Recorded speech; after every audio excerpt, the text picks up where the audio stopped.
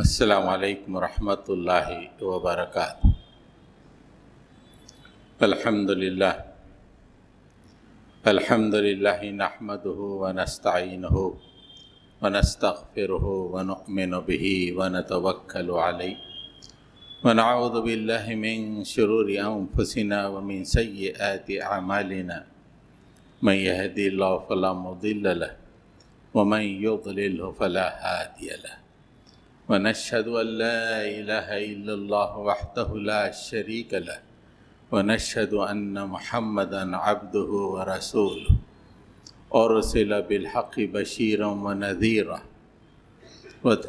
وداعيا إلى الله بإذنه وسراجا منيرا اللهم صل على محمد وعلى آل محمد كما صليت على إبراهيم وعلى آل إبراهيم إنك حميد مجيد اللهم بارك على محمد وعلى آل محمد كما باركت على إبراهيم وعلى آل إبراهيم إنك حميد مجيد أما بعد۔ سامعین کرام، اللہ تعالیٰ نے دنیا میں تمام انسانوں کو ایک زندگی عطا کی ہے، اور اس کے بعد یہ زندگی ختم ہو جائے گی۔ یہ تو عام مشاہدہ ہے، ہر آدمی جانتا ہے کہ وہ دنیا میں آیا ہے اور پھر یہ دنیا کو خیر بات کہنے والا ہے۔ زندگی موت کے معاملے میں دنیا میں بڑے گنجلک فلسفے بیان کیے گئے۔ موت کیا ہے، حیات کیا ہے،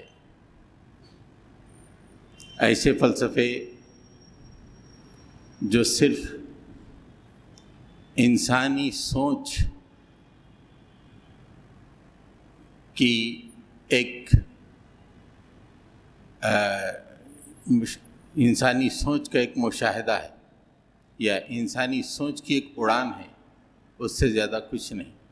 بڑے بڑے فلسفیوں نے زندگی اور موت کے بارے میں اپنے فلسفوں میں بیان کیا ہے، لیکن جو صحیح فلسفہ ہے زندگی اور موت کا، وہ قرآن مجید میں اللہ تعالیٰ نے بیان کر دیا ہے کہ زندگی کیا ہے، موت کیا ہے، اور زندگی جو ملی ہے وہ کس لیے ملی ہے، اس سے کیا کام کرنا چاہیے، ہر چیز اللہ تعالیٰ نے بیان کر دی ہے۔ قرآنی فلسفے میں عام طور پہ ذہن میں یہ بات آتی ہے، ہمارے یہ بات رہتی ہے کہ ایک زندگی ایک موت۔ اب زندگی ہے، سانس چل رہی ہے، موت ہے، لیکن قرآن مجید کہتا ہے کہ ہر انسان کے لیے دو موت ہیں، دو موت، دو زندگیاں۔ سورہ بقرہ میں اللہ تعالیٰ نے فرمایا کیف تکفرون باللہ وکنتم امواتا فاحیاکم ثم یمیتکم ثم یحییکم ثم الیہ یرجعون۔ اللہ تعالیٰ نے فرمایا کہ تم اللہ تعالیٰ کے ساتھ کیسے کفر کرتے ہو، کیف تکفرون باللہ، اللہ تعالیٰ کا کیسا انکار کرتے ہو، جبکہ تم حالت موت میں تھے۔ وَكُنْتُمْ أَمْوَاتًا، تم حالت موت میں تھے۔ فَأَحْيَاكُمْ، اللہ تعالیٰ نے تمہیں زندگی عطا کی۔ پھر فرمایا ثُمَّ يُمِيتُكُمْ، پھر ہم تمہیں حالت موت میں پہنچائیں گے۔ ثُمَّ يُحْيِيكُمْ، پھر تمہیں زندہ کریں گے، پھر تم کو ہماری طرف لوٹ کے آنا ہے۔ تو دو موت، دو حیات، یہ قرآن کا موت و حیات کا فلسفہ ہے. یعنی زندگی، دنیا کی زندگی میں آنے سے پہلے جو مرحلہ ہے وہ موت. اب پھر یہ جو مرحلہ جس سے ہم گزر رہے ہیں، ہم بول رہے ہیں، آپ سن رہے ہیں، کھا رہے ہیں، پی رہے ہیں، یہ حیات کا مرحلہ ہے. اس کے بعد جو مرحلہ آنے والا ہے وہ پھر موت کا مرحلہ ہے. بچے ہم کو لے آ کے خبر میں ڈال دیتے ہیں، موت کا مرحلہ ہے. پھر اس کے بعد اللہ تعالیٰ زندگی عطا کرتے ہیں. اسی بات کو آخرت کے ایک منظر کو بیان کرتے ہوئے اللہ تعالیٰ نے سورہ مومن میں بیان فرمایا. دوزخ میں جو لوگ ہیں وہ اللہ سے اس سے دعا کر رہے ہیں، قالوا ربنا امتنا اثنتین واحییتنا اثنتین فاعترفنا بذنوبنا فہل الی خروج من سبیل. اے ہمارے رب، ہم کو تو نے دو موت دی. امتنا اثنتین، امتنا دو دفعہ مارا، امتنا مارا ہم کو، اثنتین دو دفعہ، واحییتنا ہم کو حیات دی، اثنتین دو دفعہ. یعنی پورے مرحلوں سے گزرنے کے بعد وہاں پہ اللہ تعالیٰ کے سامنے فرما رہے ہیں لوگ جو دوزخ میں ہیں، امتنا مالک ہم نے تو نے مارا، اثنتین دو دفعہ، احییتنا زندگی بخشی دو دفعہ، فاعترفنا بذنوبنا. اب یہاں پہنچے ہیں، دوزخ کی آگ ہے ہر طرف.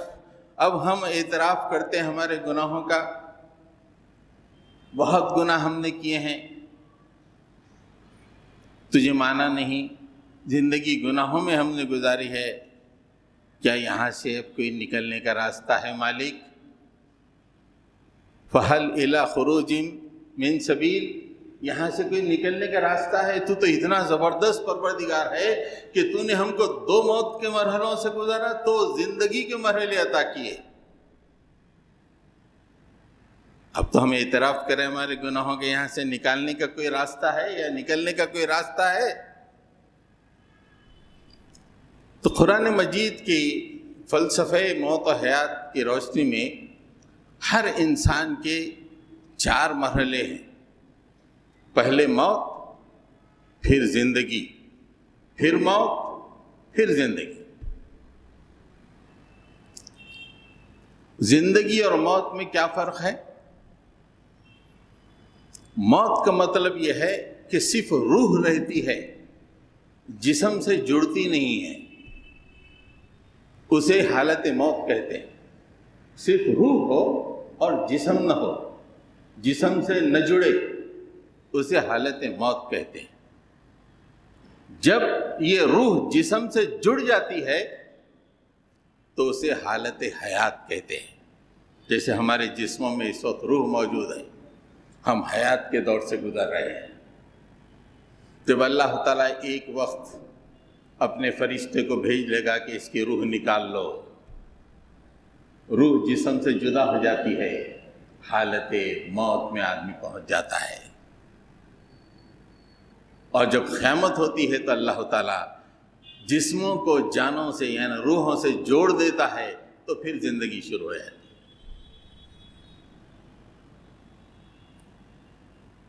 ہم تمام جو اس وقت حالت حیات میں ہیں، حالت موت سے گزر کے آئے ہیں.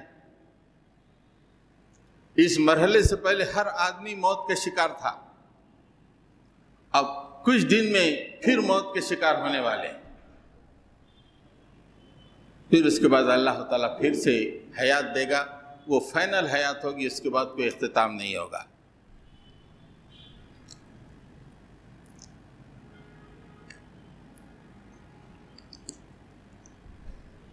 ہم اس کو یاد رکھنے کے لیے اس طرح کہیں گے کہ یہاں دنیا میں آنے سے پہلے جو موت کا مرحلہ تھا اس کو موت نمبر 1 کہیں گے، اس لیے کہ وہاں پہ صرف ہماری روحیں تھیں، پھر اللہ تعالیٰ نے ہمارے جسموں کو روح سے جوڑ دیا، تو یہ حیات نمبر 1۔ اس کے بعد جب اللہ تعالیٰ ہماری روح نکال دیں گے تو وہ موت نمبر 2 ہو جائے گی۔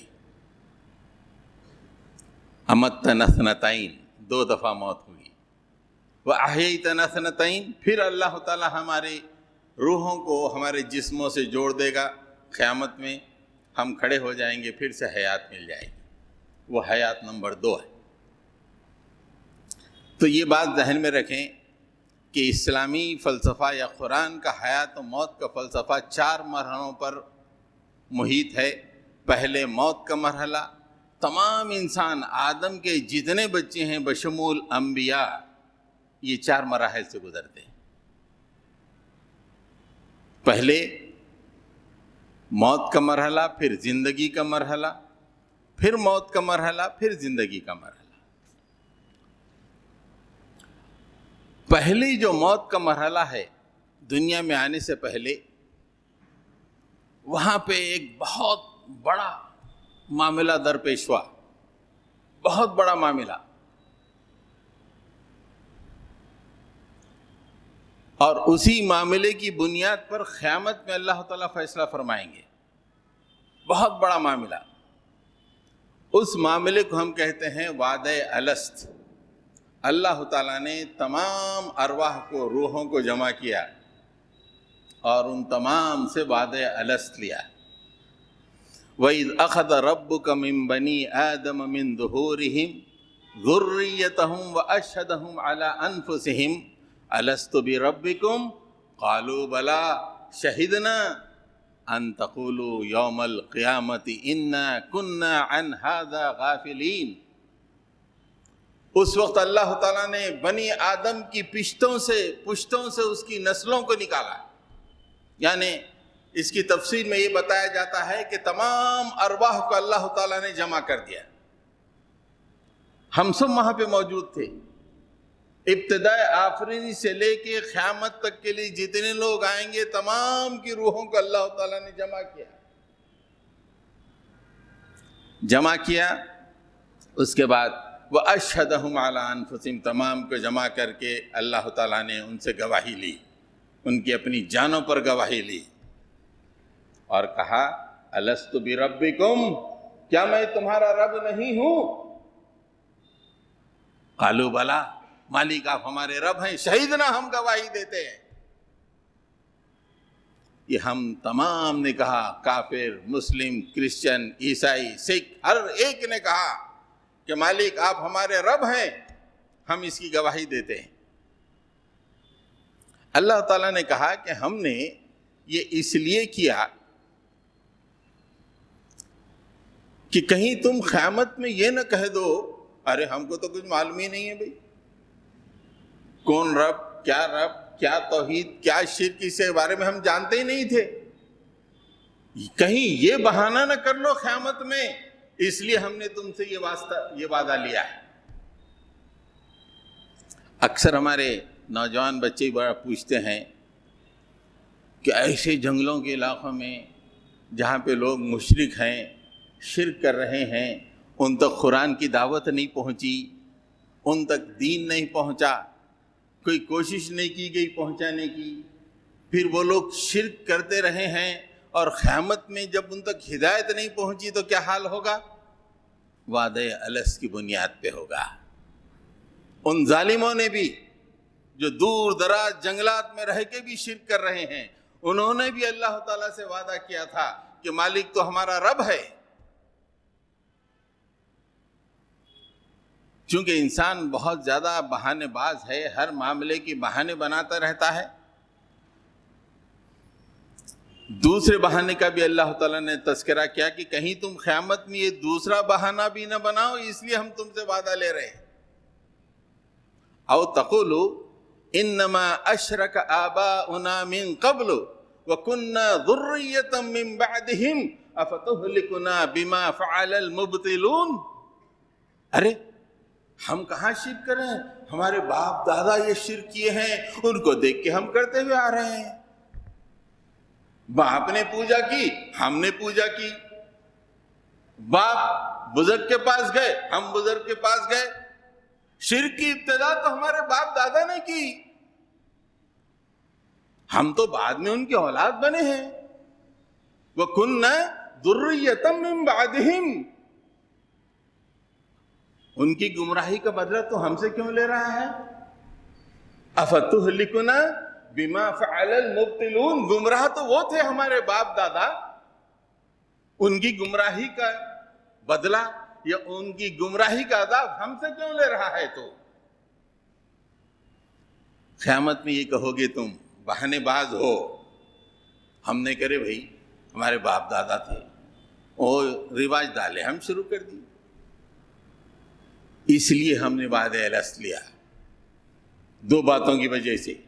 ایک، کہیں تم یہ نہ کہہ دو کہ ہم تم کو جانتے ہی نہیں، اللہ تعالیٰ کو نہیں جانتے، رب کے حیثیت میں نہیں جانتے، توحید نہیں جانتے، شرک نہیں جانتے، اس کا انکار کر دو گے۔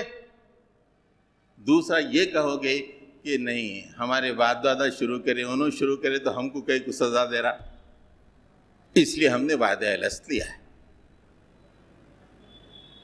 تو یہ حالت موت میں ہوا ہے، جب ہم تمام کے تمام جسم سے جڑے ہوئے نہیں تھے، ہماری روحیں موجود تھیں، ان تمام کو جمع کر کے اللہ تعالیٰ نے یہ عظیم وعدہ الست لیا ہے۔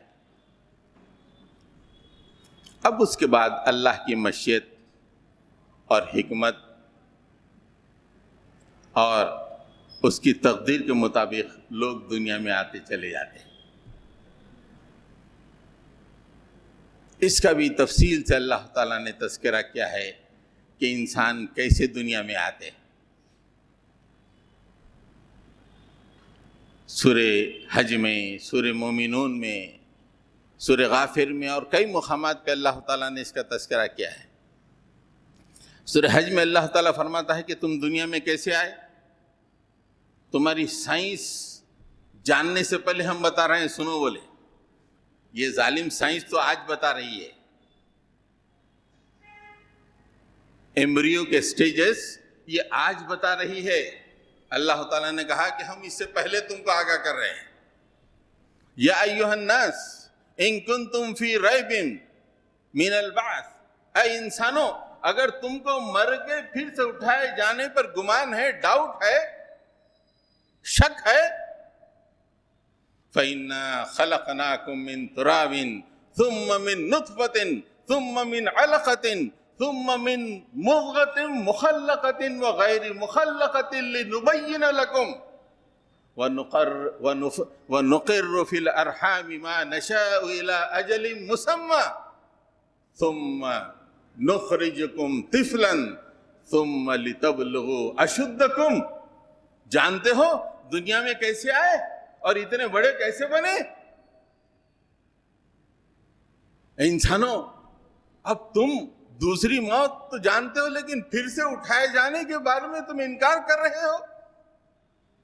تو تمہاری تقریر دیکھو، تم پہلی حالت موت سے پہلی حالت حیات میں کیسے آئے؟ ہم نے تم کو مٹی سے بنایا، پھر ہم نے نطفے میں تبدیل کیا، پھر اس سے ہم نے لوتھڑا بنایا، پھر اس سے ہم نے بوٹی بنائی جو شکل والی بھی ہے اور غیر شکل والی بھی ہے، تاکہ ہماری قدرت سے تم آگاہ ہو جاؤ۔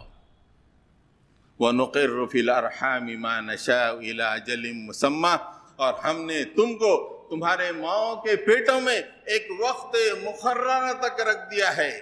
کوئی 9 مہینے کے ساتھ ہی پیدا ہو جاتا ہے، کوئی 9 مہینے کے بعد پیدا نہیں ہوا، ڈاکٹر ٹینشن میں آیا تھا، پوری فیملی ٹینشن میں ہے کہ وقت ہو گیا لیکن زچگی نہیں ہوئی۔ کوئی 9 مہینے سے پہلے ہی دنیا میں جلدی جلدی چلا آتا ہے۔ وَنُقِرُّ فِي الْأَرْحَامِ مَا نَشَاءُ، جس کو چاہتے ہیں اِلَىٰ أَجَلٍ مُّسَمًّى، ایک اجل مسمى تک ماؤں کے پیٹ میں روک کے رکھتے ہیں۔ ثُمَّ نُخْرِجُكُمْ طِفْلًا، اور ایک بچے کی شکل میں دنیا میں لاتے ہیں۔ ثُمَّ لِتَبْلُغُوا أَشُدَّكُمْ، پھر تم آہستہ آہستہ کھا پی کے گھڑیل جوان بن جاتے ہو، طاقتور بن جاتے ہو۔ یہ اللہ تعالیٰ نے بیان فرمایا وَمِنْكُمْ مَنْ يُتَوَفَّى وَمِنْكُمْ مَنْ يُرَدُّ إِلَىٰ أَرْذَلِ الْعُمْرِ لِكَيْ لَا يَعْلَمَ مِنْ بَعْدِ عِلْمٍ شَيْئًا.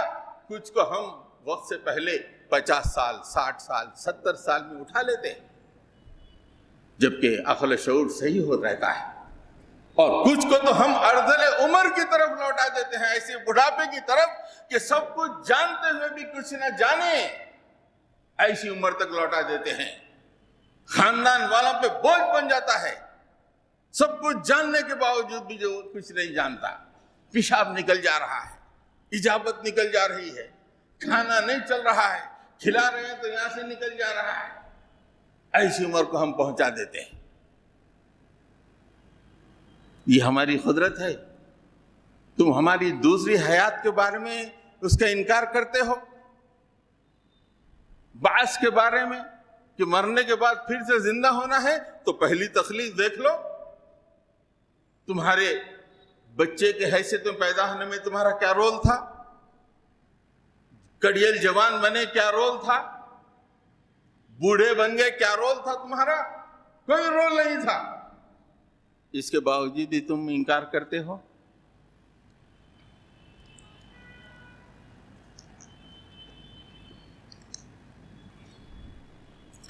اس طرح آدمی پہلی موت سے پہلی حیات میں داخل ہو کر مختلف مرحلے گزارتا ہے. میں نے کہا تھا کہ موت کا مطلب صرف روح، حیات کا مطلب روح اور جسم کا ملان، مل جانا. حدیث میں ملتا ہے کہ کس طرح اللہ تعالیٰ ماں کے پیٹ میں روح کو جسم میں داخل کرتے جب ہم کو حیات ملتی ہے. 120 دن گزرنے کے بعد اللہ تعالیٰ فرشتے کو بھیجتے ہیں، وہ ماں کے پیٹ میں بیٹے کے بچے کے اندر روح پھونکتا ہے. بخاری کی حدیث ہے،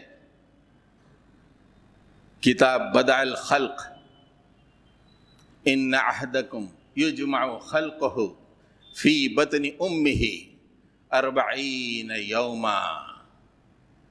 تم میں کا ہر ایک آدمی کی تخلیق کے مادے کو ہم اس کی ماں کے پیٹ میں 40 یوما 40 دن رکھتے ہیں، 40 دن. ثم يكون علقة مثل ذلك ثم يكون مضغة مثل ذلك. اس کے بعد ہم اس کو علقے میں یعنی لوتھڑے میں تبدیل کرتے ہیں، مثل ذلك یعنی 40 دن ویسے ہی رکھتے ہیں. مرد اور عورت کا جو نطفہ ہوتا ہے، نطفہ امشاج کہتے ہیں، اس کو اللہ تعالیٰ اللہ کے نبی فرما رہے ہیں کہ 40 دن ماں کے پیٹ میں رکھتے ہیں. اس کے بعد 40 دن کے بعد وہ تبدیل ہو لے کے علقہ بنتا ہے، ایک لوتھڑے میں تبدیل بنتا ہے. مثل ذالک فرمایا کہ ویسے ہی 40 دن رکھتے ہیں. ثم یکون مضغہ، اس کے بعد تم بوٹی میں تبدیل ہو جاتے ہو، سخت بوٹی میں. مثل ذالک، مضغہ بھی 40 دن تک رہتا ہے. 40 دن نطفہ امشاج، 40 دن علقہ، 40 دن مضغہ، 120 دن. ثم يبعث اللہ ملکا فیؤمر بأربع کلمات. اس کے بعد اللہ تعالیٰ اپنی طرف سے ایک فرشتے کو روانہ کرتا ہے.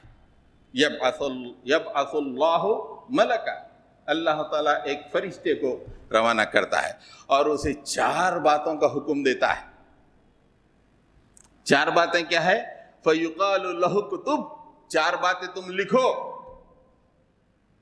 عملہ ورزقہ واجلہ وشقی وسعید.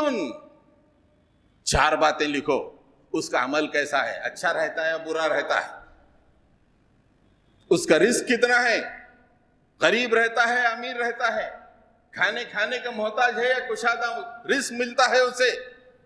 دنیا میں کتنے ہی ہاتھ پیر مار لو اتنا ہی رزق ملتا ہے جتنا فرشتے نے لکھ دیا ہے. اجل کتنے دن جیتا؟ 60 سال، 70 سال، 20 سال، 25 سال میں مر گیا بھائی، لکھ دیا، ہم کیا کریں گے؟ فرشتہ لکھ دیا۔ حیرت زدہ خاندان میں اگر کوئی نوجوان کی موت واقع ہو گئی تو پورا خاندان کئی دنوں تک غم میں رہتا۔ لکھ دیا، کیا کریں گے؟ اجل۔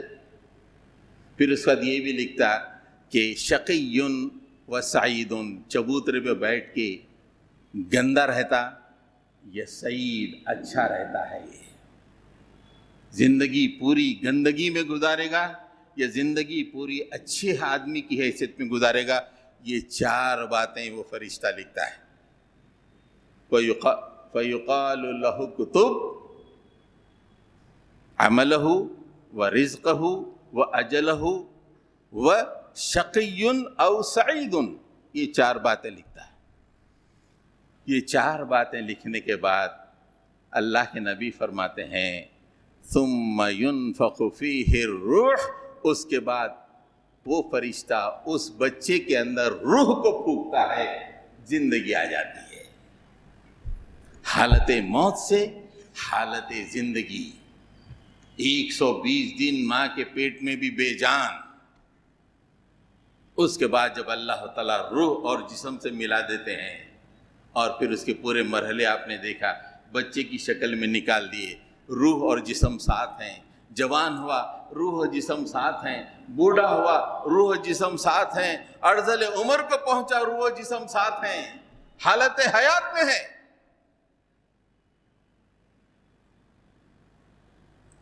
پھر اس کے بعد اللہ تعالیٰ فرماتے ہیں قل یتوفاکم ملک الموت الذی وکل بکم، ایک ملک موت ہے جو تم پہ مقرر ہے، تمہاری جان نکالنے والا ہے۔ ہم کو معلوم ہی نہیں، دعوتوں میں جا رہے ہیں، ادھر جا رہے ہیں، وہ ساتھ لگا ہوا ہے، حکم ہوتے ہی نکال دوں گا اس کی جان، حکم ہوتے ہی نکال دوں گا جان۔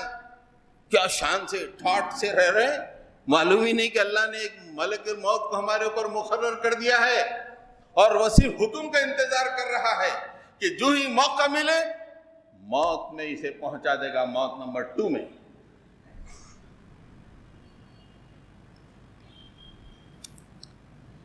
حضرت گرامی، جب اللہ کا فرشتہ جو مقرر ہے وہ روح نکال دیتا ہے، جسم سے روح نکل جاتی ہے تو موت 2 آ جاتی ہے۔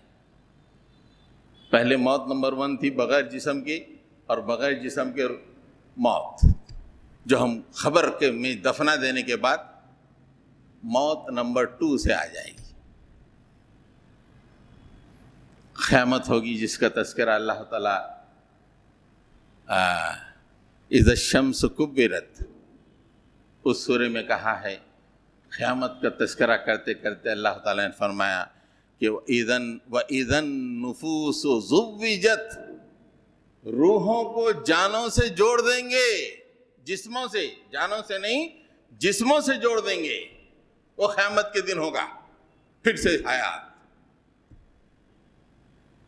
تو 4 مرحلے، پہلا مرحلہ موت، دوسرا مرحلہ حیات، تیسرا مرحلہ موت، پھر چوتھا مرحلہ حیات۔ تو آپ نے دیکھا کہ جہاں صرف روحیں ہیں وہاں موت ہے، فنا نہیں ہے، ختم نہیں ہے۔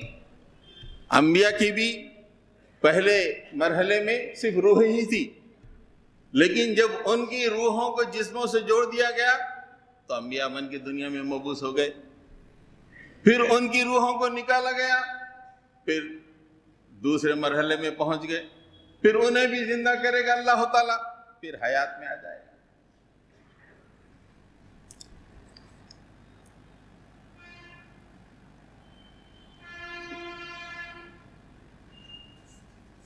اب یہ باتیں میں نے جو آپ کے سامنے قرآن کی روشنی میں، حدیث کی روشنی میں رکھی، اب اس کے بعد 2 باتوں کو ہم سلجھانے کی کوشش کریں گے۔ ہم تمام حالت موت سے آئے ہیں پورے کے پورے. جب ہم حالت موت میں تھے، جب اللہ تعالیٰ بنایا، وعدت الست لیا، حالت موت میں رکھ دیا. ابھی کوئی 56 میں، کوئی 60 میں، کوئی 64 میں، کوئی 70 میں، الگ الگ حساب سے ڈیٹ آف برتھ ہے. دنیا میں حیات کی زندگی پایا. وہ حیات کی زندگی سے پہلے جب موت کی زندگی میں تھے تو اس حیات کی زندگی کا ادنا سا بھی معلومات کسی کو تھیں؟ کسی کو تھیں ادنا سی بھی معلومات؟ ہم تمام کے تمام ہیں نا، کبھی سوچ کے دیکھیں کہ کچھ بھی معلومات تھی حیات کی؟ کوئی معلومات نہیں تھی. جب حالت موت نمبر 1 میں حالت حیات کی کوئی معلومات نہیں ہے تو آپ اندازہ لگائیے کہ حالت موت نمبر 2 میں حالت حیات کی کیسی معلومات رہیں گی. یہ بالکل غیر متعلق 2 مرحلے ہیں. موت کا مرحلہ، حیات کا مرحلہ ایک دوسرے سے غیر متعلق. حیات میں کیا ہو رہا ہے موت والوں کو معلوم ہی نہیں، موت میں کیا ہو رہا ہے حیات والوں کو معلوم ہی نہیں. معلوم ہی نہیں.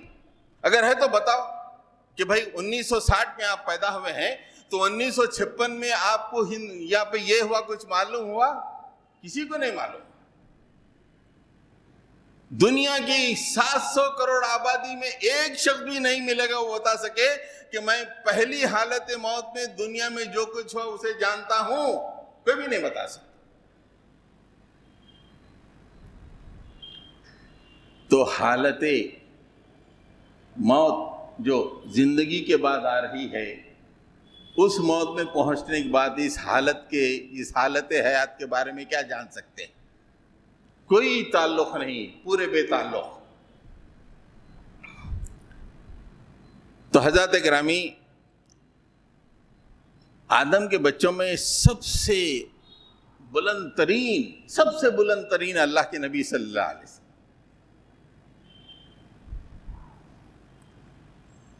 آپ کے بارے میں اللہ تعالیٰ کہتا ہے کہ جب اللہ کے نبی پہلے مرحلے میں تھے اس وقت یہ حالت حیات میں جو واقعات وقوع پذیر ہوئے ہیں ان کے بارے میں ذری بھی انکلنگ کوئی معلومات ہی نہیں تھی. ان کو کوئی معلومات نہیں تھی. حالانکہ آدم کے بچوں میں سب سے بلند اور اللہ کے بعد صرف رسول اللہ ہی کا صلی اللہ علیہ وسلم ہی کا مقام.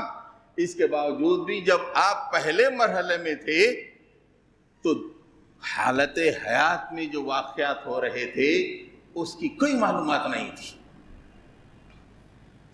3 جگہ کے باتیں بتاتا ہوں. بہت جگہ اللہ تعالیٰ نے بیان فرمایا ہے.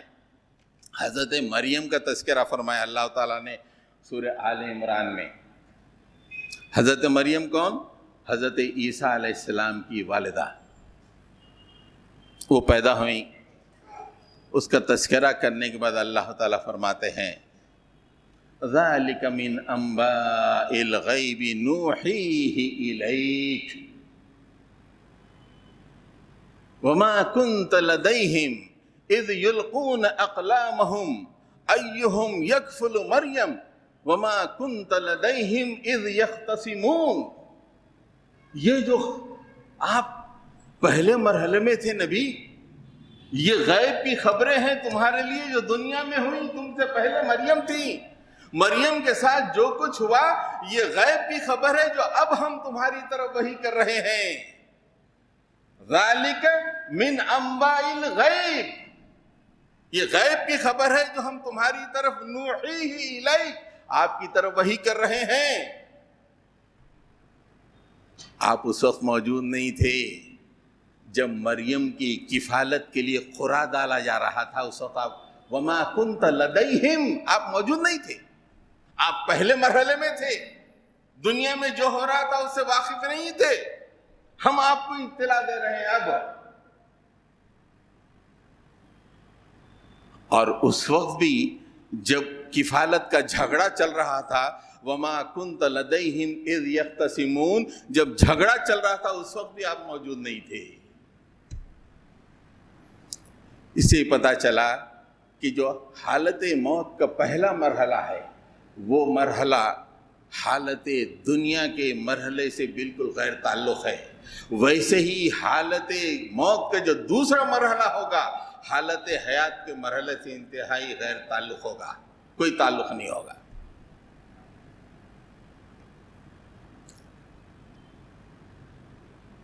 سورہ یوسف میں اللہ تعالیٰ نے حضرت یوسف علیہ السلام کا پورا تذکرہ فرمایا، ان کے بھائی کس طرح مشاورت کرے حضرت یوسف علیہ السلام کو کنویں میں ڈالنے کا، سب تذکرہ کرنے کے بعد پھر اللہ تعالیٰ سورہ کے تقریباً آخری حصے میں فرماتے ہیں ذالک من انباء الغیب، تقریباً 1000 یا 1500 سال پہلے کا واقعہ، اللہ کے نبی صلی اللہ علیہ وسلم کی مبعوث ہونے پیدائش سے پہلے۔ تو اللہ تعالیٰ حضرت یوسف علیہ السلام کا قصہ بیان کر کے کہتے ہیں ذالک من انباء الغیب نوحیہ الیک، یہ غیب کا قصہ ہے جو ہم آپ کو سنا رہے ہیں۔ وما کنت لدیہم اذ اجمعوا امرہم وہم یمکرون، جب یوسف کے بھائی آپس میں مشورہ کر رہے تھے یوسف کو کنویں میں ڈالنے کا، اس وقت آپ موجود نہیں تھے، آپ موجود نہیں تھے، ہم آپ کو اب بتا رہے ہیں کہ وہ کیا ہوا۔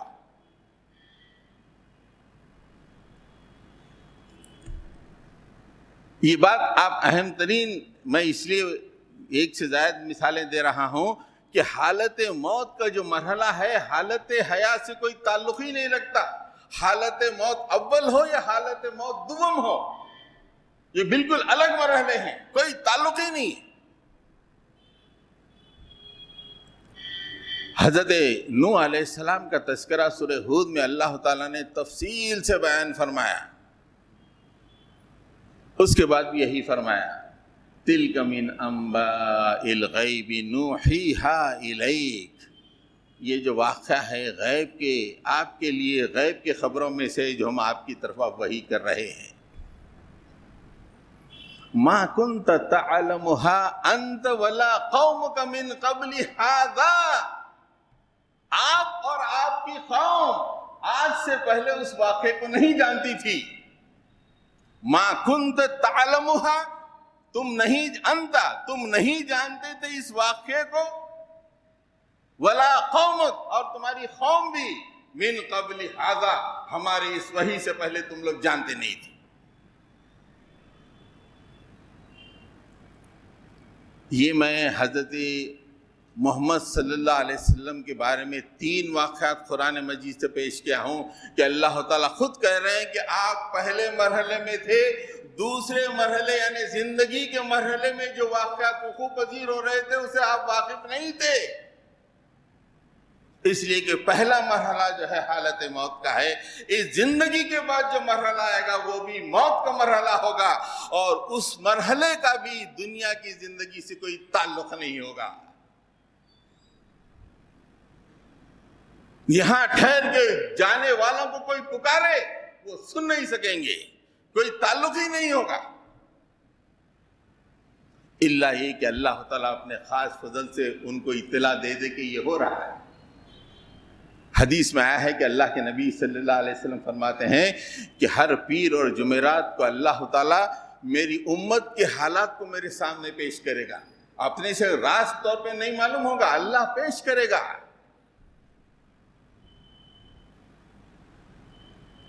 تو حالت موت اور حالت حیات میں کوئی تعلق نہیں، حالت حیات سے کوئی پکارے حالت موت والے سنیں گے نہیں، حالت موت والے کچھ کہیں حالت دنیا والے سنیں نہیں۔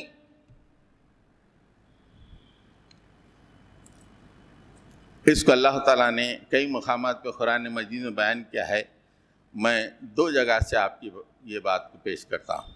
ایک سورہ احقاف میں اللہ تعالیٰ نے فرمایا وَمَنْ أَضَلُّ مِمَّنْ يَدْعُو مِن دُونِ اللَّهِ مَنْ لَا يَسْتَجِيبُ لَهُ إِلَى يَوْمِ الْقِيَامَةِ وَهُمْ عَنْ دُعَائِهِمْ غَافِلُونَ۔ اس سے ایک بڑھ کر گمراہ کون ہوگا جو اللہ کو چھوڑ کر دوسروں کو پکارے، جو قیامت تک اس کی آواز کو نہیں سن سکیں گے۔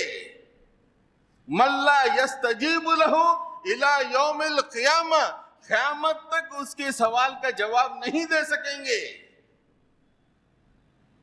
اس لیے کہ ایسا برزخ کا پردہ حائل ہے کہ ادھر کے حالات ادھر کے حالات لا تعلق۔ وَهُمْ عَنْ دُعَائِهِمْ غَافِلُونَ، اور وہ اس بات سے بھی غافل ہے کہ دعا کرنے والا کیا دعا کر رہا ہے، اس لیے کہ یہ حالت حیات ہے، روح اور جسم ملے ہوئے ہیں، وہاں پہ صرف روح ہوگی، یہاں جو وہ ہوگا اسے بے تعلق رہیں گے، روح والے، صرف روح والے۔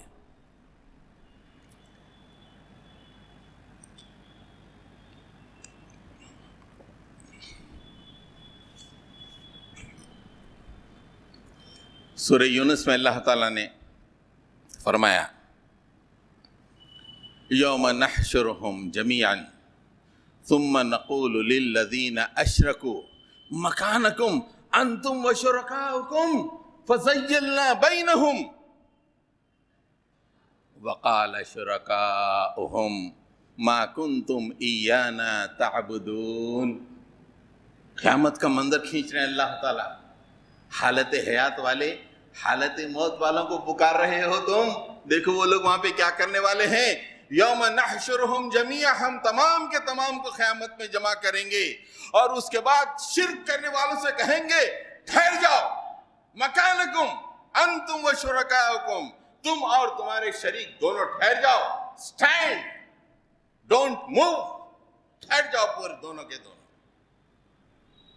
اللہ کا حکم ہوتے ہی کانپتے ہوئے ٹھہر جائیں گے پورے، مکانکم ٹھہر جاؤ، انتم و شرکاؤکم ٹھہر جاؤ۔ اس موقع پہ اللہ تعالیٰ فرما رہے ہیں کہ ہم ان دونوں کے بیچ میں افتراق پیدا کر دیں گے، لڑائی جھگڑا ہوگا ان دونوں کے بیچ میں۔ وقال شرکاؤہم، جن کو پکارتے تھے شریک، وہ کہیں گے کسے؟ جو پکار رہے تھے، جو پکار رہے تھے ان سے، جن کو پکارا گیا وہ کہہ رہے ہیں تم لوگ ہماری عبادت کرتے تھے؟ نہیں، ہماری عبادت نہیں کرتے تھے۔ ما کنتم ایانا تعبدون، تم ہماری عبادت نہیں کرتے تھے۔ فکفا باللہ شہیدا بیننا وبینکم، ہمارے اور تمہارے درمیان اللہ کی گواہی کافی ہے۔ ان کننا عن عبادتکم لغافلین، تم جو کچھ دعائیں کرتے تھے، عبادتیں کرتے تھے، ہم تم سے بالکل غافل ہیں۔ ان کننا عن عبادتکم، تمہاری عبادتیں جو ہمارے لیے ہوتی تھیں، تمہاری دعائیں جو ہم سے ہوتی تھیں، لغافلین، ہم اس سے غافل تھے، ہم کو کچھ معلوم نہیں تھا۔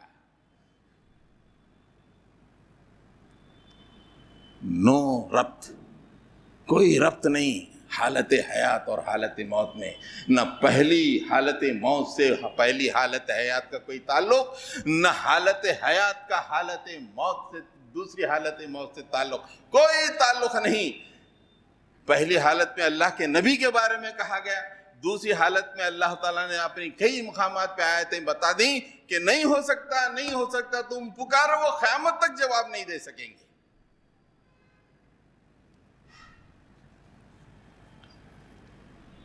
ایک مسئلہ، میں نے دو مسئلوں سلجھانے کی بات کہی تھی۔ ایک مسئلہ جو عام طور پہ من دون اللہ دعائیں وغیرہ کی جاتی ہیں اور جن سے کہا جاتا ہے، اس کے لیے میں نے حیات و موت کے فلسفے سے آپ کے سامنے کئی دلیلیں دیں اور کھول کھول کو بیان کر دیا کہ کس طرح جو ہے حالت حیات اور حالت موت ایک دوسرے سے غیر متعلق ہے، نہیں ہے تو بتائیں کھڑے ہو کے کہ آنے سے پہلے کیا کیا ہوا تھا دنیا میں، بتائیں، زیادہ نہیں، آپ کے گھر میں کیا ہوا بتائیں، آپ کے خاندان میں کیا ہوا بتائیں، کوئی نہیں بتا سکتا۔ جب یہ نہیں بتا سکتے تو پھر دوسری طرف کیا تعلق ہو سکتا ہے؟ آخر میں جو دوسری بات میں بتانا چاہ رہا تھا اس موقع پہ، ایک طبقہ ہے مسلمانوں میں انتہائی جاہل، نالائق، وہ حدیثوں کا انکار کرتا ہے، حدیثوں کا انکار، منکر حدیث کہتے ہیں ان کو، نالائق ہے۔ حکمت کے عظیم تحفے کو مسترد کرنے والا نالائق بدبخت نہیں تو کیا ہوگا؟ قرآن کے بعد سب سے بڑا حکمت کا تحفہ ذخیرہ حدیث، اور یہ ظالم اسے مسترد کر دے رہا، اسے جینے کا حق نہیں ہے۔ صبح و شام اللہ کی لعنتیں اس پہ برستی رہتی ہے، زبان تو چلتی ہے لیکن زندگی لعنتوں سے بھری ہوتی ہے۔ منکرین حدیث نالائق لوگ یہ کہتے ہیں عذاب خبر کیسا بھائی، ابھی فیصلہ ہوا ہی نہیں، قیامت میں کبھی فیصلے سے پہلے سزا ہوتی کیا؟ ابا سننے والے پڑھے بالکل صحیح ہے بھائی، ارے فیصلے سے پہلے کیسا ہوتا بھائی؟ ہاں، عام طور پہ دنیا میں بھی عدالت کے فیصلے کے بعد ہی جو ہے سزا ہوتی نا، کیسا؟ ایسا جاہلوں کو، خود جاہل ہیں، اپنی جہالت سے دوسروں کو قائل کراتے ہیں۔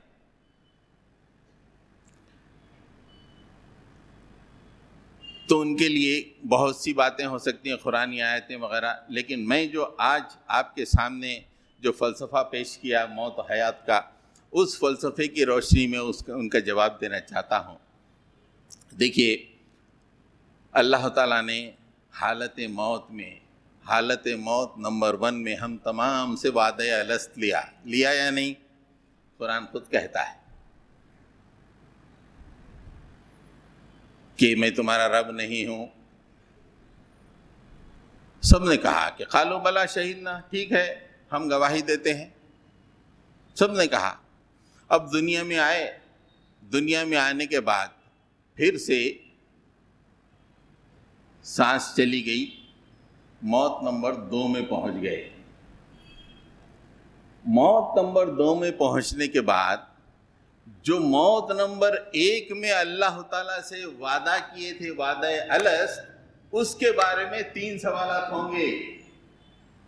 من ربک، کون ہے تمہارا رب؟ ما دینک، تمہارا دین کیا ہے؟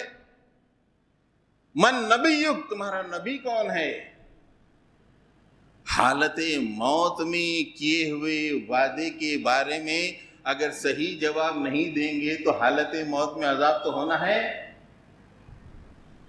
عذاب ہوگا۔ اس لیے کہ اب پہلی موت میں جو وعدہ کیے تھے اس کے بارے میں دوسری موت میں سوال جواب ہوگا، اس میں فیل ہو گیا ظالم، فیل ہوتے ہی عذاب ہونا ہے۔ اور قیامت میں جو عذاب ہوگا وہ دنیا کے اعمال کے حساب سے، دنیا کے عقائد کے حساب سے ہوگا، لیکن خبر میں جو عذاب ہو رہا ہے، جو وعدہ الست کے اوپر جو 3 سوالات کیے گئے، کچھ لوگ کہتے ہیں کہ 4 ہیں، وہ سوالات میں وہ فیل ہو گیا، عذاب ہوگا۔ خود قرآن کہتا ہے کہ وعدہ الست لے کے کر کے آئے ہو تم، اور وہ وعدہ الست بھول گئے۔ جب زندگی ختم ہوئی، اس پہ سوالات ہوئے، اس کا جواب نہیں دے سکا آپ نے، عذاب ہونا ہے۔ ایسے نالائق ہیں یہ لوگ، چھوٹی چھوٹی باتوں کو بے عملی کی طرف ابھارتے،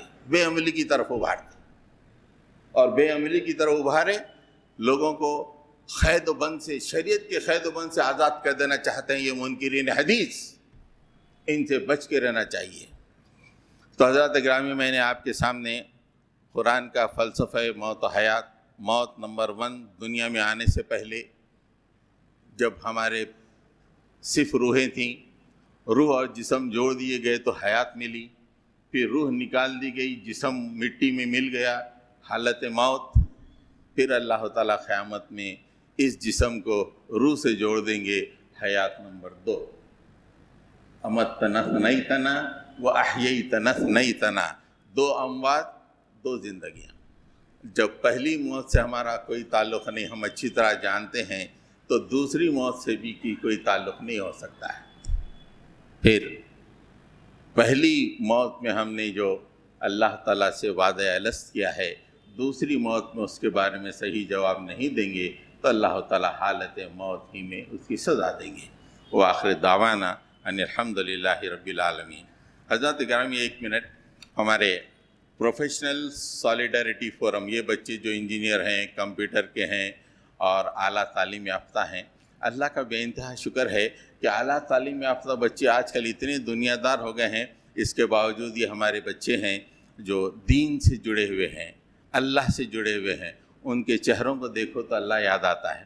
ایسے بچوں کا ایک پروفیشنل سالیڈیرٹی فورم ہے، ان کا ایک اجتماع جلسہ جو ہے پروفیشنل سالیڈیرٹی فورم حیدرآباد 4 دسمبر بروز اتوار حیدرآباد کی سطح پر ایک سمٹ یعنی ایک اجتماع وہ لوگ منعقد کر رہے ہیں۔